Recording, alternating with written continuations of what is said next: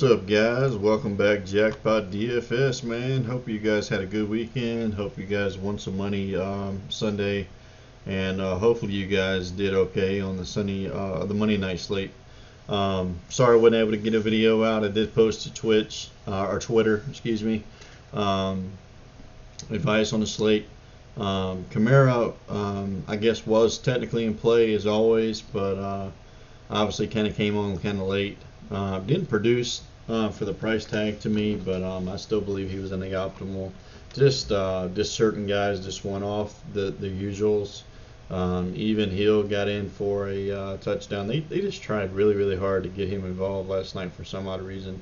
I thought it was weird that they had him in the game, like critical third down, with the Saints trying to win or at least tie up the game, and here he comes on third down. I just thought that was odd, but probably wouldn't have been my choice of the matter. But anyway, it worked out. So must have knew what was going to happen, I guess. They must have had an 8-ball. But anyway, moving on, we got a Tuesday night game, which is odd.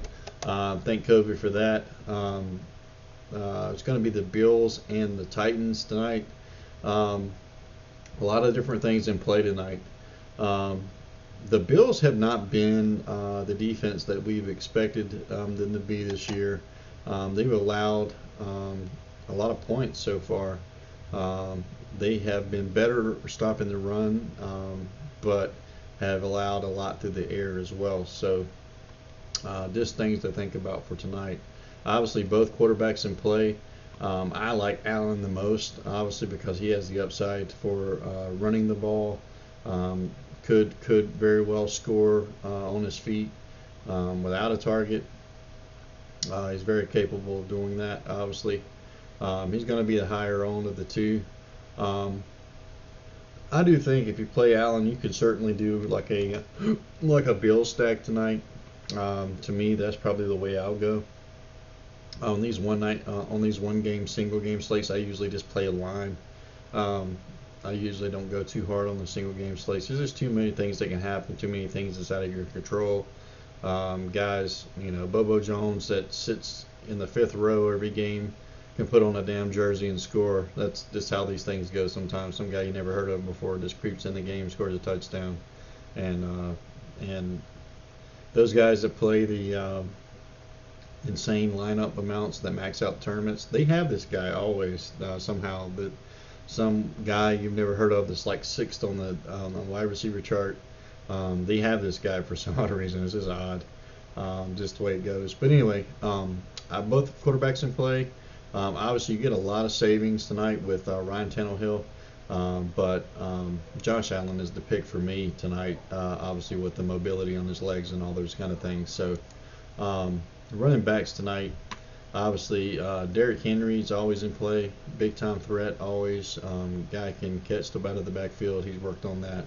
Obviously, a big body running back, maybe the best big bodied running back you have in the league right now. But Devin Singletary, he's not really been impressive this season. I think you got Zach Moss is questionable to come back tonight. If he does, I would probably fade Singletary and go more Zach Moss at a discount. I think he's just going to give you the upside, the catching out of the backfield. We kind of saw that with him in the game with Singletary, how that's kind of worked out so far. So I think if he doesn't play, Singletary's obviously in play. But if he does play, I would just fade Singletary and take that savings at 2,600. Just my opinion. TJ Yeldon he's not really considerable. I mean, I guess at 600, I guess you could take a stab, but I don't see him being an optimal type of guy unless he gets in the end zone. That's really unlikely. Even this other guy. So I mean, I wouldn't say any of these guys you would see an optimal.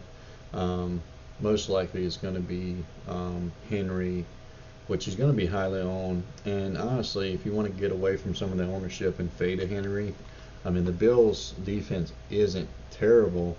These guys can come to life tonight, and if they can stop Henry and make Tannehill throw the ball, that could be the way to go. Just something to think about. I wouldn't necessarily play their defense, but I would go the route of like Zach Moss and pairing him with like an Allen or something like that, and kind of going a couple receiver threats or something like that for the Titans or something. But anyway, that's what I like for running backs.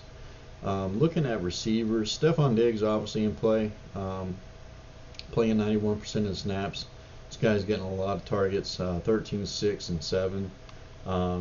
He's been a playmaker since he's been with the Bills. The next guy I really like, he's been pretty much on fire every week, is Cole Beasley. You could take the savings and put him in like the captain spot tonight. Great play in the captain tonight.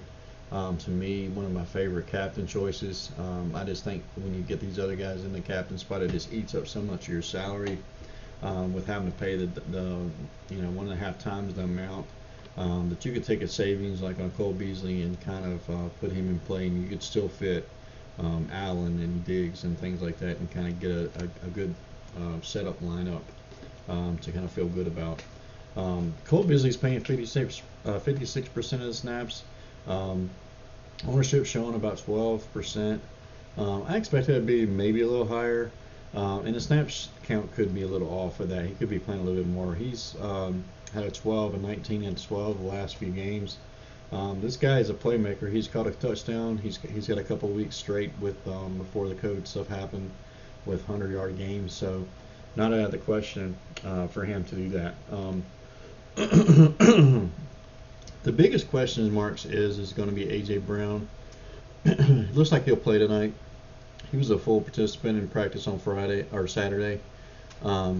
John Brown's another guy who he was limited in practice Friday. We'll have to see if he plays. If he plays 80% of snaps. He hasn't been the big offensive weapon. He'll garner some ownership tonight, but I like Diggs if you're going to pay up for one of these guys. But Brown's really cheap. So it could be another route to go. I mean, Beasley's even higher priced than him. Another guy to think about is if Brown does not play tonight is obviously guys like Raymond, who the Titans have had a lot of injuries on their receiving core this season. With Brown back, he's still probably going to see Raymond's most likely going to be the number 2 guy tonight. Nice salary savings. He's getting target share. Put out 18 last game. I think he caught 3 balls for like 118 yards or something like that. Quick receiver. Henry and John O. Smith and A.J. Brown will take some of the threat off some of these guys. So just something to think about. Corey Davis also, I don't know why he's not there, but he also could be in play. So just something to think about. I'm not sure where he is on here, but I'll have to figure that out. But anyway, moving on. The only other guys you can kind of consider for a real cheap price, $800, is Isaiah Mckenzie. Real quick guy, been around the league for a while. If he catches the ball, he is capable of going for an 80-yard score. He's just extremely fast. Kind of like a generic John Brown. But anyway, just in considerable play. Other than that, not too big of a fan of anyone else. I think you'll just kind of fade the rest of that. Moving on to tight ends. John O. Smith, obviously my favorite tight end tonight. Maybe my only tight end I even consider playing. But the guy's just been pretty good. 7, 5, and 8 targets. Buffalo's not great against tight ends. I think they're like 27th in the league against tight ends so far this season. Big play capability. He's been a big target for Tannehill this season, so I love him tonight. If you want to kind of come back, if you want to do like an Allen stack, and come back with like a Smith, and maybe pair up another receiver with them, or even a kicker or something. Something to think about. A couple other guys in play for the Bills. Knox and Tyler Croft are probably the 2 that come to mind. These guys are, I think Knox is doing about 60% and Croft is doing about 40%. So just think about tonight. If you want the savings, they're almost the same. Those guys are getting about the same amount of targets. You could even go with a Tyler Croft if you wanted to go with a cheap guy. Kind of the same upside, because Knox has not been. He kind of came on a couple years ago or a year ago.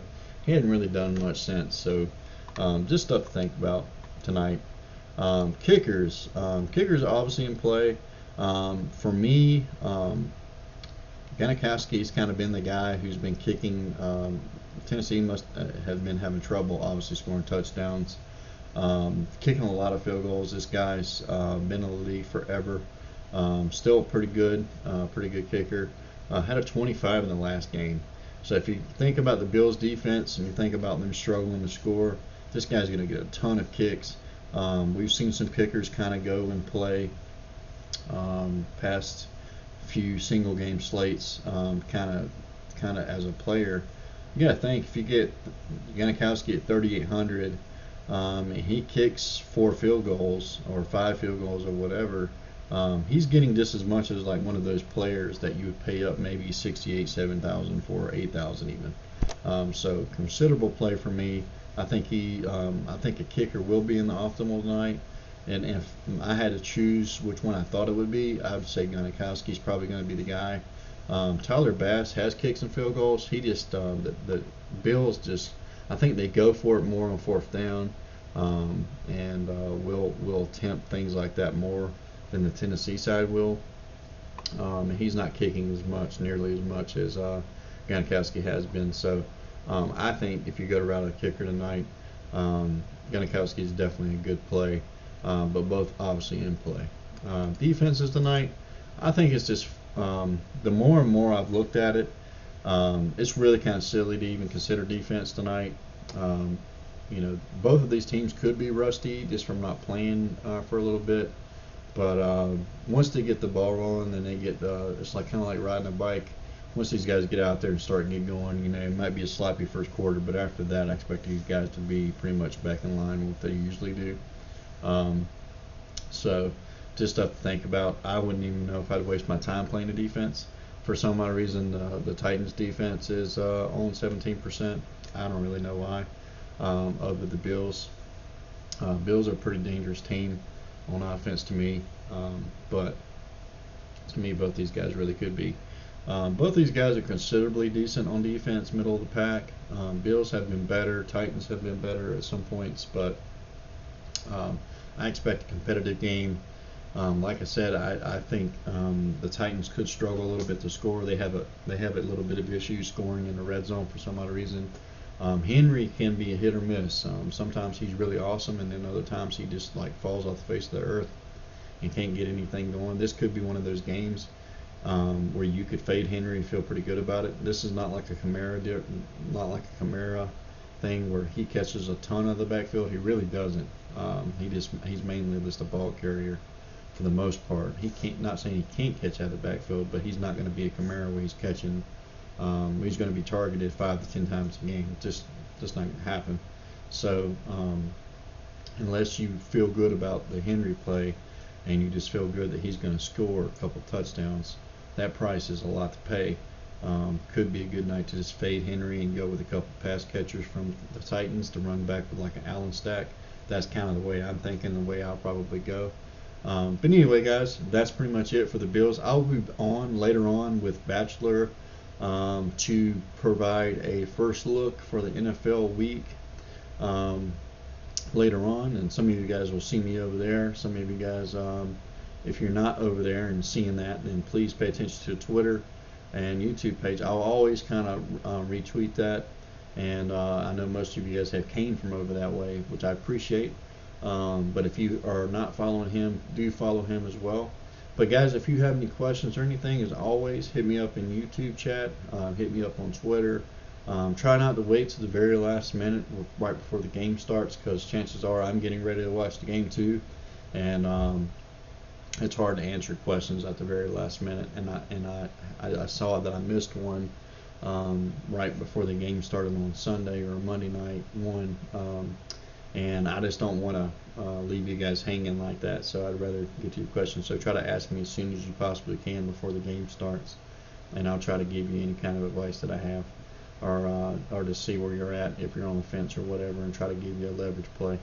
But anyway, guys, as always, pay attention to the injury news. I know we still got a couple guys kind of leaning on the COVID list.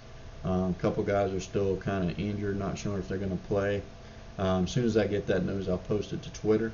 If you have any questions on that, guys, please feel free to hit me up. If you haven't already, like and subscribe to the video. Follow me on Twitch. I will always post that in the tag, so you guys can find that below, so you guys can have easy access to add me on Twitter.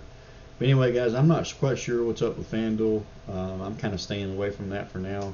Their stuff is all jacked up. I think it's time for them to move out of Mom's house and get a place of their own. But but I'm not quite sure what's going on with FanDuel, guys. But anyway, good luck tonight, guys, and hope you win big money. Have a great night, guys.